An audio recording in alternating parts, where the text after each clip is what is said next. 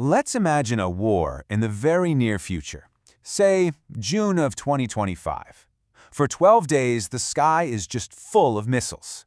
But when it's all over, the story of what happened is, well, it's completely split in two. It's a tale of two totally different outcomes. So how is that even possible in the same war? Well, let's break it down. So here's the setup. It's a fictional conflict, and hundreds of advanced missiles are flying. The results, though? They shattered a lot of assumptions about modern warfare. It gives us this incredible window into the strengths, but also the critical weaknesses of today's most advanced defense systems. And this is where it gets really interesting. This is the paradox at the heart of our whole analysis. On one side, you have a complete, catastrophic system failure. On the other, an absolutely stunning success, but a success that came with a price tag that might be totally unsustainable. How can both of those be true at the same time? Let's dive in. Okay, so let's tackle the first half of this story, the failure. We're talking about the surprising, total collapse of Iran's highly praised air defense shield. And believe me, this was not what a lot of people were expecting. You know what's fascinating here is that the system didn't just suddenly break on day one of the war. No, its collapse was a slow burn, over a year in the making.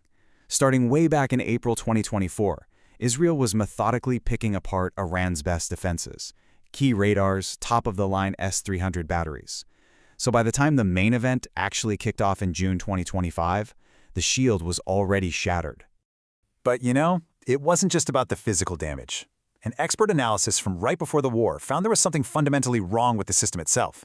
And the key words from that report are right here: brittle and not well integrated. Okay, so what on earth does not well integrated mean in the real world? Well, think of it like this.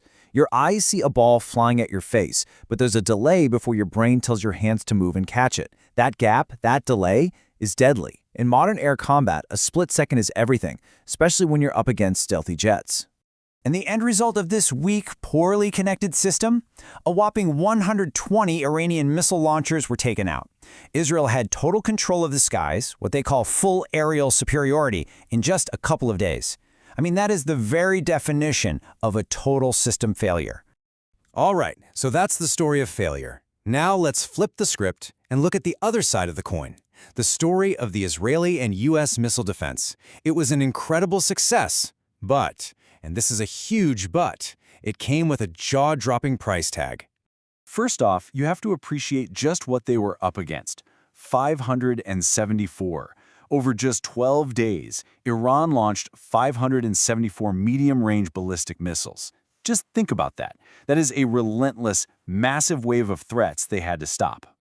And stopping that barrage wasn't a solo act. This really shows you it was a team effort. You can see here, nearly half the work was done by American THAAD systems deployed in the area. Israel's own amazing Arrow 3 and Arrow 2 systems handled the rest. It was a true joint operation. So how does this all work together? Well, think of it like layers of a safety net.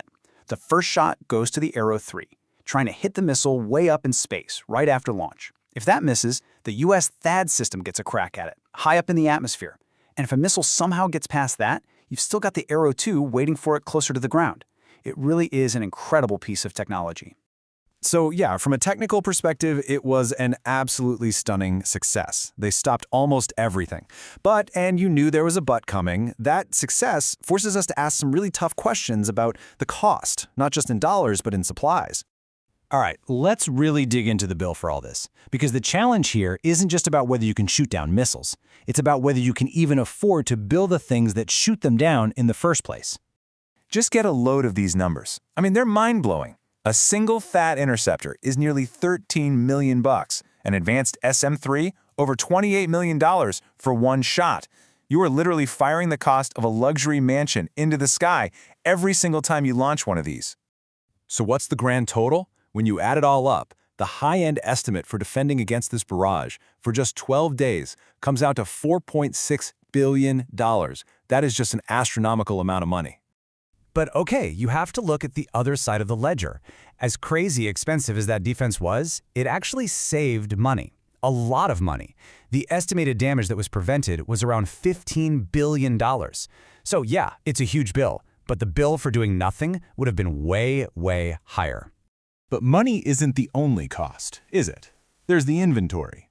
And this number should really make you stop and think. 25%.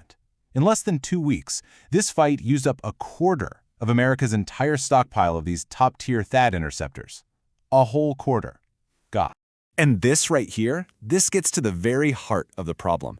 It can take years for factories to produce these interceptors, and they burn through years of work in just 12 days. The speed at which you use these things in a real fight is completely, dangerously out of sync with how fast you can build them. So what are we supposed to learn from all this? What does this fictional war from 2025 tell us about real conflicts in the future? Well, the lessons are pretty stark, and they are incredibly important. Okay, let's boil it down. What are the big takeaways? 1. These missile shields work. They are incredibly effective, but you can run out of interceptors fast. 2. Our industrial base, our factories, just can't keep up with the burn rate of a major war. That means 3. Passive defenses, simple things like super strong shelters for your airplanes, are absolutely vital. They're a cheaper way to survive. And finally, maybe the biggest lesson of all, the best defense is a good offense. The best way to stop a missile is to destroy its launcher on the ground before it can even fire. And look, this isn't just some academic thought experiment. The problems we're talking about here, especially burning through your best interceptors way too fast, have direct implications for how the US and its allies might handle a conflict with someone like North Korea or China. We're talking about adversaries with missile arsenals that are orders of magnitude bigger and even more sophisticated. It's a really sobering thought. Which leaves us with this final, really tough question. We've proven we can build an incredible, effective shield against missile attacks.